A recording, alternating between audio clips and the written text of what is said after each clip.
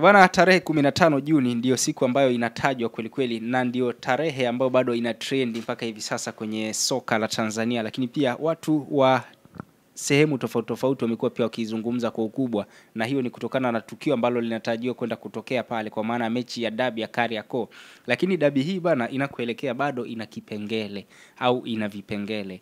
Jana tulisikia klabu ya soka ya Yanga waliitwa au walikutana na bodi ya ligi kuu ya Tanzania, ambao walifanya kikao katika makao makuu ya bodi ya ligi, na majibu yake bado hayajatoka kwamba walichokizungumza je, kimetekelezwa au bado.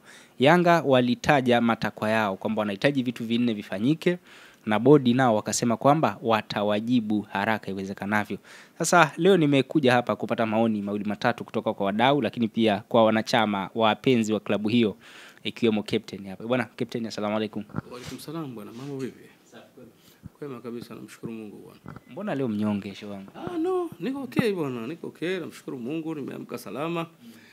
Tuko tutapambana. Baridi tu, hali ya hewa kidogo leo unaona iko tofauti. Mvua kidogo, baridi, labda ndio hicho unaona kama sijachangamka, lakini niko okay, namshukuru Mungu alhamdulillah. Lakini mambo yanakwenda vizuri. Mambo yanakwenda vizuri kabisa. Yes. Sasa bwana, jana klabu yako imeitwa pale na bodi ya ligi, wamekwenda kuzungumza baadhi ya mambo kuhusiana na mustakabali wa kile ambacho kilitokea mpaka mechi ya tarehe 8 ikaahirishwa. Na baada ya hapo tukaona kwamba Yanga wamewasilisha matakwa yao, wamewasilisha vitu ambavyo wanataka vikamilike ndipo waweze kukubali mchezo huu ambao unazungumzwa kwa ukubwa. Wewe kama mdau, kama mpenzi wa klabu ya Young Africans, lakini pia mwanachama mwenye kadi, una kipi cha kuzungumza juu ya kile ambacho kinaendelea hivi sasa? Kwanza kwa kilichofanyika jana, moja kwa moja ninazidi kuwa na klabu yangu, yani napata imani na viongozi na kamati nzima utendaji ya klabu yangu, kwa sababu kwa mimi sikuona haja bodi ya ligi tena, kama ingekuwa inafuata kanuni na sheria, na kama ingekuwa haijafanya kosa huko nyuma, sikuona haja ya kuiita Yanga. Yanga ilishakuwa na misimamo yake kwamba bwana, game ya tarehe 15 hatuchezi kama yale matatizo, yani yale matakwa yao hayajafanywa kazi. Umeona So mimi sikutegemea tena kama bodi ya ligi wakawaita tena Yanga, mnawaita kuja kuambia mmeyafanyia kazi yale, au mnawaita kuja kuambia nini? Umeona Sasa nimegundua kama wao bodi ya ligi walikuwa na msimamo kwamba ni kweli Yanga imefanya makosa na mechi hivyo wale pale, kulikuwa hakuna haja ya kuwaita Yanga. Wao ingeenda tarehe 15 kama nilivyosema, Yanga kama asingetia timu basi wangefuata kanuni. Lakini aniaminisha kama kweli bodi ya ligi hakuko sawa, kulikuwa hakuna haja ya kuwaita viongozi wa Yanga, kwa sababu msimamo wao ulikuwa pale, hatuchezi mpaka tufanywe 1 2 3 4. Na wao bodi ya ligi wakasema mechi ipo. Sasa bodi ya ligi wanasema mechi ipo tarehe 15. Halafu tena nikashangaa jana tena wamewaita Yanga. Tena hata hivyo washukuru tu viongozi wa Yanga, wamekuwa wakarimu, wamekuwa wastaarabu. Kama ingekuwa ndo mimi, wala singekwenda. Naenda kufanya nini? Usingeenda kwa nini? Sasa naenda kufanya nini? Kwa sababu yale matakwa yangu hayajafanywa kazi bado, na mimi sitaki kucheza. Unatii wito wa mkubwa wako. Of course tunachosema walichofanya Yanga kwenda wamefanya ustaarabu. Tuna viongozi wastaarabu sana, kwa sababu kwanza rais hayupo, yuko nje ya nchi. Lakini wakaona pamoja kwamba rais hayupo, acha makamu yupo na kamati ya utendaji baadhi wapo, acha twende tukawakilishe. Lakini sasa ndio nimeona yani kinao kilichofanyika jana ndio kimechafua zaidi kuliko kutengeneza. Mimi nitegemea jana labda wangetoka bodi ya ligi wangewaambia Yanga, bwana, kwa kweli katika yale na tumliyotaka au mnayosema tumefanya 1 2, lakini hili tunasubiri hapa na hapa, mnasemaje wenzetu na nini. Nitegemea hicho. Lakini nakwenda tena pale jana nakuja kusikia habari nyingine zimetoka, kumbe tena mpaka hata pesa zetu za Confederation Cup za mwaka jana hatujalipwa.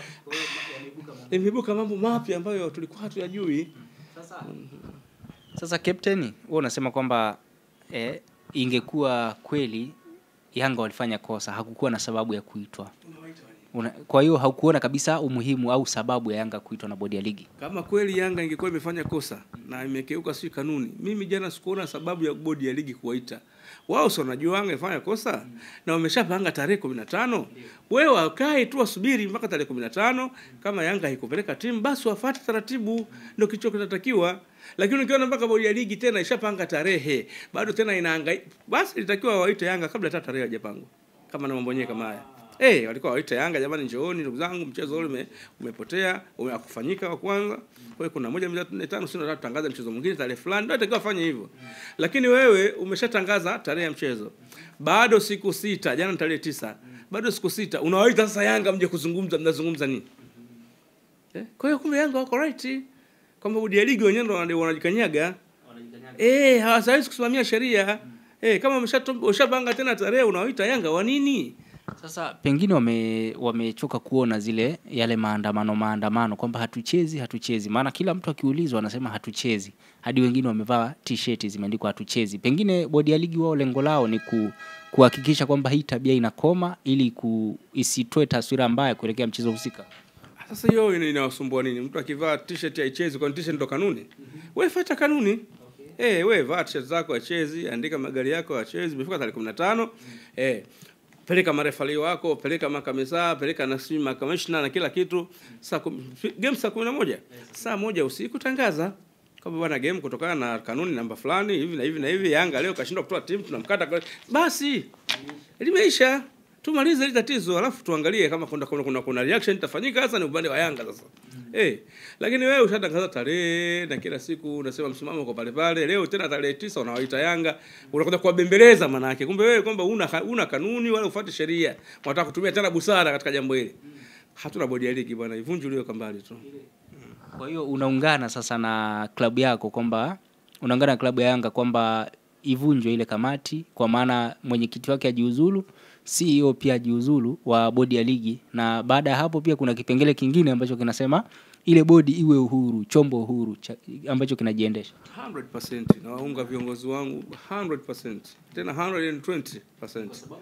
Ni kwa sababu ya hili ambalo limetokea jana kuwaita Yanga au kwa sababu ya hilo. Bodi gani inakuwa ina msimamo? Bodi kwa nini inakuwa ina msimamo? Ndio maana tunaomba bodi huru. Bodi kama inaendeshwa bwana na watu.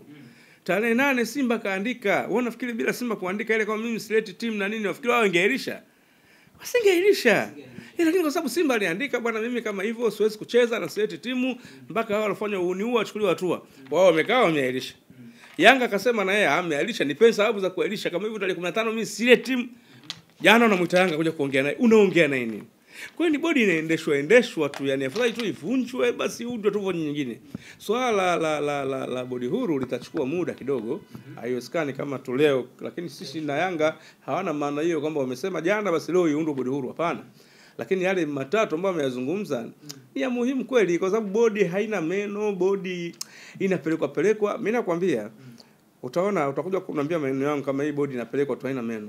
Hata hii game imetokea kwamba labda imepelekwa tena mbele, kama Yanga labda umekaa ukaona bodi tumefanya makosa bwana, alojuzuru huyu labda nini, ngoja basi tuipeleke tena mbele. Simba atakwambia tena cheze game. Kwa tutakuwa tunapiga mark time tu hapa, au rudia tena kwamba kama ikitokea Yanga wakakubali kucheza, lakini wakakubali ni tarehe 15 imeshapita, au Yanga wakakataa kucheza tarehe 15 kama ambavyo msimamo ulivyo, wakapanga tarehe nyingine. Ninachokwambia Yanga, kwa mfano Yanga walisema wacheze mpaka baadhi ya matakwa yao yatimie. In case anaweza yakatimia labda mawili kati ya manne. Kwa mfano la katibu mkuu Kidau inasemekana kwamba liko nje uwezo wao, na lile la tume huru bado inahitaji muda kidogo. Lakini la bodi ya ligi CEO kujiuzuru na mwenyekiti liko wazi. Unaweza kujiuzuru tu muda wote ule. Umeona bwana? Sasa kama ushajiuzuru Yanga watasema sawa, sisi tuko tayari, lakini kwa kipindi cha siku 2-3 maandalizi yake hapana. Kwa hiyo naomba tusogeze mbele, tujiandae. Hii game itasogezwa labda wiki moja mbele. Simba atatoka naye hadharani kwa kuonesha naye Simba atakwambia bwana, hiyo mimi sichezi, nipeni sababu vile za kuvunja game tarehe 15. Yes. Kwa hiyo tutakuwa tunakwenda hivi. Hili tatizo lote ndugu yangu umelitaka tu bodi ya ligi wenyewe au umelitaka tu TFF. Yaani ilikuwa issue ndogo kabisa. Bodi ya ligi umetaka hivi. Exactly. Swali zuri sana. Bodi ya ligi ilitaka isimamie kanuni kwenye tarehe 8. Vile Simba alivyoandika ile barua atucheze. Na Mguto asubuhi ile saa 4 alivyosema game iko pale pale. Mimi nakuahidi na kuapia kwa Mungu, kama wangeshikilia msimamo wao ule bodi ya ligi kwamba bwana mechi ipo, Simba angeleta timu. Angeleta timu bwana wewe. Kwa sababu hakuna kanuni inayosema mtu akizuiwa kufanya mazoezi siku moja asicheze mpira. Sasa kama Simba walizuiliwa kufanya mazoezi na wakasema kwamba hawako tayari kushiriki mchezo huo mpaka waliowazuia wachukuliwe hatua, ina maana saa 4 mwenyekiti wa bodi ya ligi anasema kwamba mechi iko pale pale. Kwa hiyo hauoni kwamba hata kama wangesema mechi iko pale pale, Simba huoni kama angeendelea pia kushikilia msimamo wake? Simba asingeshikilia msimamo wake kwa sababu angekuwa hana kanuni zinazomfavor. Yes, lazima angeleta timu uwanjani na mbunge ingepigwa. Na ingekuwaje sasa kwa wale walioizuia Simba kufanya? Wale baada ya game sasa kanuni sasa nasema baada ya game singeadhibiwa. Kamati sasa 72 ingekaa ingeadhibu hiyo Yanga kwa sababu mabouncer wake umezuia Simba na mabouncer wazuri, mabouncer sio mashabiki, maana wanajulikana mabouncer wa Yanga na nani. Wangeambiwa tu bwana wewe fulani nataka kuwaona uwanja wa Taifa na uwanja wote ambao mechi zote ambazo zinasimamiwa na bodi ya ligi. Ilikuwa ni kitu kidogo tu, simple like that, kidogo sana. Kwa hiyo unataka kuniambia kwamba kumbe mechi ingechezwa na wale waliosababisha usumbufu kwa Simba tarehe 7 wangechukuliwa hatua kwa maana kupigwa faini au kufungiwa. Kumbe haya yote tusingefika huku. Na wenyewe Simba wanasema kama video walichukua na video pale. Mabouncer wa Yanga wanajulikana, kina Carlos wale tunawajua. Kwa hiyo ingeonekana pala kumbe ni Carlos, kumbe ni fulani, kumbe ni Kaisi, kumbe ni umeona basi wale wangeambiwa wangepewa barua Yanga bwana, mabouncer wenu wataki kuwaona katika mechi zote ambazo zinahusu naandaliwa na bodi ya ligi kwa muda fulani. Si basi na faini milioni 5 ya klabu hiyo hapo mambo yameisha. Kwa sababu wale sio mashabiki useme utampata wapi shabiki fulani umfananishe, hapana, wale wanajulikana. Hata wao mashabiki, mbona Jessica alishafungiwa bwana, Jessica Yanga kuingia kwa sababu aligombana na yule bigi wa Simba. Kwa hiyo yes, Dr. Mo mbona kafungiwa. Kwa hiyo hivi vitu vitaka wenyewe bodi ya ligi. Ndio maana sababu bodi ya ligi haina meno. Singeshirikia msimamo wake, singeshirikia msimamo wake ule wa mwanzo. Huko kote tusingefika kwa kweli.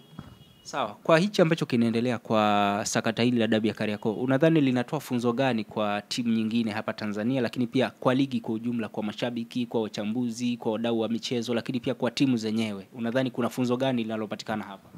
Funzo lipo kubwa tu, tusifanye vitu kwa mazoea. Tusifanye vitu kwa mazoea. Tufanye vitu kwa kufuata taratibu, kanuni na sheria. Vitu vitatu. Tukifuata taratibu, kanuni na sheria, huku kote hatuwezi kufika. Hatuwezi kufika huko. Na pale hata kama ningekuwa mimi nimewekwa pale kama ndo mwenyekiti wa bodi ya ligi, haya madudu yasingetokea. Ingawa mimi sio mwanasheria lakini kinadharia tu naangalia kwamba kanuni, yani kanuni wale wanaongozwa na muongozo na kanuni ziko wazi. Kama bunge vile wanavyoona. Speaker hapa tabu sana pale. Ndio maana usomei ukua wewe speaker. Unateuliwa tu pale, kila kitu muongozo huko pale.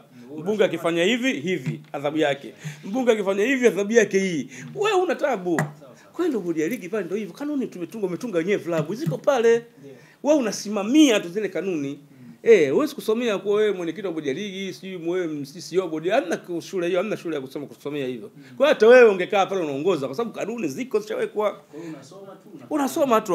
Timu ikimzuia mwenzake kuingia uwanjani siku moja kabla, faini milioni 5. Okay. Na wahusika labda wanachukuliwa hatua. Okay, fine. Basi. Jamani game yetu iko pale pale. Tukutane saa 11 Benjamin Mkapa. Mimi siji. Nyinyi kimya mmekaa. Huyu ambaye hajaja kama uje kanuni inasema na kama unanyang'anya point 3 napewa mwenzako na goal 3 then pila unanyang'anywa na point 15. Wewe umemaliza na waliohusika wanafungiwa. Hizi kanuni zimetungwa na club kila inavyosemekana. Kila mwisho wa msimu ukitaka kuanza klabu zinaitwa wanakuja kutangaza kanuni zao. Huwezi katika kanuni zimetengenezwa zenyewe. Ndio maana unaona mwanzo ilikuwa timu isipoingia uwanjani inanyang'anywa point 3, 15 na inashushwa daraja. Lakini naona vilabu vikaona hii ya kushushwa daraja hii mbaya hii, wakatoa. Wakaweka sasa point 3 wanakwenda yule afu point 15. Kwa hiyo wanatunga wenyewe yao kwa maslahi yao. Na kwenye hiyo ya kanuni klabu ya Simba imeandika kwenye barua yao rasmi ambayo wameipost muda sio mrefu uliopita. Inafahamika wazi kuwa ligi kuu ya NBC inajumuisha timu 16 na si ligi ya timu moja. Kwa mujibu wa taratibu, kabla ya kuanza msimu, vilabu vyote 16 hushiriki vikao na kutoa mapendekezo ya kuboresha kanuni na utaratibu ili kuimarisha ligi yetu. Hivyo wenye hoja wafuate taratibu husika. Hicho cha kusema kwamba timu zinachangia hoja kwenye nini? Kwenye maboresho ya kanuni. Iko hivyo kabla msimu hujaanza. Timu zenyewe ndo zinaweka hizo, zinaboresha makanuni. Hii toa, hii weka, hii toa, hii weka. Kwa mfano nikwambie kitu kimoja. Kuna hizi adhabu ambazo zinatolewa kwa timu ambazo zinatumia imani za kishirikina. kanuni wanaweka wenyewe kwamba hizo faini.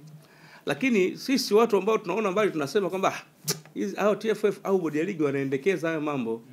Kwa nini wasiweke sheria ngumu ambazo zinamfananisha mchezaji, timu isije kapita mlango wa nyuma, timu isije karuka ukuta, sio kamwaga vitu, na sio unasema tu jamani, mtu yote ambaye ataonesha imani za shirikina na tukagundua no sorry, ananyang'anya point 3 kwenye mchezo hata kama ameshinda. Kama ni mchezaji unajua, kwa sababu mshabiki anaweza kidogo una wasiwasi mshabiki wa timu gani, labda yule ambaye anajulikana, labda amevaa jezi haionyeshi ni timu gani.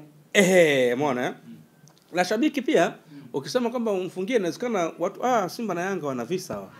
Kwa mimi naweza nikawa shabiki wa Yanga lakini nikavaa jezi ya Simba siku hiyo, afu nikaenda pale uwanjani nikafanya vitu vile ili Simba nyang'anywe point. Unaona? Kwa shabiki anapewa adhabu tu, kama shabiki atakayoonekana pale hata usio tena kuingia uwanjani. Lakini kama atafanya mchezaji au kiongozi wa timu tukathibitisha au ni kiongozi wa timu au mchezaji, timu yake inapoka point 3. Haijalishi matokeo yamekuaje. Utaona huu puuzi hautokuepo. Hamna mtu ataingia kinyume pale. Hamna mtu atakataa kuingia kwenye vyumba vya kubadilishia nguo. Kwa sababu kanuni wanaweka wenyewe. Kwa hiyo wanaweka zile wachague zile kanuni ambazo zinawafavor. Zile ambazo kanuni haziwafavor hawazitumii. Yes. Sawa, bwana huyo ni captain akizungumza hivyo. Lakini pia tunafahamu captain kwamba kuna adhabu pia ambazo huwa zinatokea kwa timu ambayo inashindwa kufika uwanjani kwa sababu mbalimbali. Yaani kwamba timu isipofika uwanjani tunajua sheria zake. Kwa hichi ambacho kinaendelea pia umesema kwamba timu zetu zinajifunza, lakini pia wadau wa michezo pia wanajifunza. Kumekuwa kuna shida pia kwenye utambuzi wa kanuni, sheria na taratibu. Pengine kwa uelewa wako kwenye hili ambalo linaendelea, kipi ambacho kinatakiwa kufuatwa au ni kipi ambacho unaona kinavunjwa sana? Kanuni, taratibu au sheria? Kwa hili sakata ambalo limetokea sasa, watu sio kama wajui kanuni, wanajua. Sio kama watambui sheria, wanazitambua. Sio kama watambui taratibu, wanazielewa. Kila kitu kiko wazi na wanakielewa, kwa sababu wao wenyewe viongozi tumesema hapa na timu zinapanga. Lakini kuna ule kutunishiana misuli kwamba bwana mimi ni zaidi, mimi ni mimi, nachotaka mimi ndio kitafanyika. Umeona, ninachotaka huyu hapana. Mimi nafikiri tukiondoa hiyo kitu, mchezo wetu wa mpira wa miguu utakwenda vizuri kabisa, na wasimamiaji wake wakiwa wako makini, hatutapata hizi matatizo kama haya ambayo yametokea katika msimu huu. Kwamba hatutopata matatizo kama haya yanayoendelea. Lakini malalamiko pia huwa yapo. Unajua maamuzi yanaweza kufanyika lakini bado malalamiko yakaendelea kuwepo. Tumeona bwana watani zako ndo kama hivyo wanasema tukaujaze uwanja. Hii imekaaje? Mimi nafikiri inatakiwa sasa hivi kuongelea game ya tarehe 15 ni bodi ya ligi. Anayepaswa kuongea sasa hivi ni bodi ya ligi. Na jana nimeshukuru Mr. CEO wa bodi ya ligi alitoka hadharani akasema pamoja na kikao chote, pamoja na maagizo ambayo Yanga wameyatoa kwenda kwetu, lakini tarehe ya mechi iko pale pale tarehe 15 na mchezo utachezwa pale pale. Haya ndio mambo yanayotakiwa. Kwa hiyo kwamba mwenyekiti wa bodi ya ligi ama bodi ya ligi, yani bodi ya ligi kwa ujumla, sio timu nyingine au akae tu kimya. Simba yeye ajue tu kama game ipo, asio tena anaongea vitu vingine kwa watu. Unajua Simba anavyoongea vitu vingine kwa watu ndo anasababisha na Yanga nao wanaongea. Umeona? Wanazidi kwa kwamba kwani wewe Simba nani? Yanga naye akisema hivi leo nimesikia mtu kwani hao Yanga nani? Kwani ligi ya timu moja hii? Kwa hiyo kuna hivyo vitu vinatokea. Msemaji asbaki bodi ya ligi tu na TFF basi. Kwa hiyo tusubiri tarehe 15. Hivyo vyombo ndo baada ya tarehe 15 sasa ndo kila mtu anaweza akasema. Yanga anaweza akasema lake, Simba anaweza akasema lake. Lakini kwa sasa bodi ya ligi inatakiwa stake isimame kama ilivyosimama jana kwamba game iko tarehe 15. Zungumza sasa na mashabiki, lakini pia kuna baadhi ya watu ambao kwa hivi sasa bwana ni kama wamegeuka wana sheria. Wanazijua sheria vizuri sana kwa sasa. Zungumza nao sasa kuhusiana na hichi, kwa sababu kuna kuzungumza lakini pia kuna kuvuka mipaka. Ni kweli kuna baadhi ya watu wanavuka mipaka katika haya mambo, wanaongea vitu ambavyo hawavijui, wanaongea vitu ambavyo haviko kikanuni, na watu wengine kanuni zipo lakini hawazifuati, wanaongea tu kufurahisha upande wao ambao wao upo. Ukiangalia hapa katika hili sakata, Yanga hana makosa, Simba hana makosa. Hapa mtu mwenye makosa ni bodi ya ligi. Yeye yote ndo katufikisha hapa tulipo. Hakusimamia kanuni tangu day one. Angesimamia kanuni siku ile, huko tusingefika. Wenzetu huko Masri uliona National Al na Zamalek ahali ya kuonekana, bodi ya ligi kakata pointi, unaona Hivyo ndo mpira unatakiwa hivyo. Wewe ukiwa pale kiongozi ufanyi wewe kwa matakwa yako. Kunafuata maagizo yako pale, kanuni na sheria na miongozo iko pale imewekwa. Hata wewe ndugu yangu mwandishi ukikaa pale unaongoza. Kama matatizo kama haya yametokea unaongoza. Kwa sababu kitu kiko wazi. Yes. Sasa kuna baadhi ya watu wanasema kwamba kwa mfano kama ingetokea labda ni ili sakata lingekuwa labda ni Simba dhidi ya timu nyingine au Yanga dhidi ya timu nyingine ambao sio wao, yani ni yeye dhidi ya mwingine huko labda mkoani. Namtolea mfano kama tuseme labda Namungo, Simba na Namungo au Yanga na Namungo au Yanga na Mashujaa, ingekuwa hivyo unadhani ingefika hapa ilipofika? Ndo maana mwanzo nilikwambia inabidi ukiwa kiongozi ufuate maadili, sheria, miongozo na kanuni. Hii issue kama ingeuka fana Namungo kumfanyia Yanga ilikuwa ishakwisha tangu siku ile. Au Yanga kamfanyia Namungo. Ilikuwa ishakwisha. Mechi ingechezwa na wala kungekuwa hakuna shida yote. Lakini kwa sababu tu hawa babi wawili Simba na Yanga ndio unaona hapa kila mtu anaingia hapa. Mtu anaweza kaona ukweli huu hapa, lakini kwa maslahi yake na klabu yake anayoipenda anaupindisha na kwenda huko. Yes. Kwa hapa tuwezi kutoka mpaka kanuni na sheria zifuatwe. Tufisime 15 tuone kama Yanga kuingiza uwanjani, bodi ya ligi nini inafanya. Sawa, haina shida. Kwa sababu unajua hata wewe unajua hata Nyerere hata Mandela alifungwa kwa sababu ya manufaa ya baadaye ya watu wake. Baada ya kutoka jela akawa rais, muone South Africa imesimama. Umeona hata kule Kimara watu walibomolewa nyumba zao. Kuna waliolipwa, kuna watu ambao kulipwa ili barabara ipite. Tunakuja kufaidika sisi ambao tunakaa Kigamboni. Umeona, lakini watu kule wameumia, watu wamekufa kule. Umeelewa? Kwa na Yanga hali kadhalika. Acha akato pointi, acha alipo fine, lakini kwa maendeleo ya soka letu na vitu vina mwakani havitotokea tena vitu vya kumbavu kama hivi. Watu watajua kwamba bwana ukifanya hivi bwana ukimesa hapo hapa, kumbe shughuli yake inakuwa kubwa. Shuleni msumena. Hata Yanga wanaposisitiza kama bwana sio bodi ligi achie ngazi. Katibu mkuu aachie ngazi. Wako right sana kwa sababu sio anaajiriwa. Kwa hiyo hatofuata maagizo ya kipumbavu kama yuko pale kaajiriwa. Atakumbuka kwamba hapa sio aliyepita alifuata maagizo akafanya hivi ugali wake ukaondoka.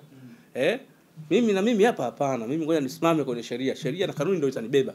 Sio mtu mkubwa sio anapiga simu, wewe ni katibu mkuu wa TFF unamsikiliza yule. Hapana, unasema Kidau hapa aliondoka kwa issue kama hizi.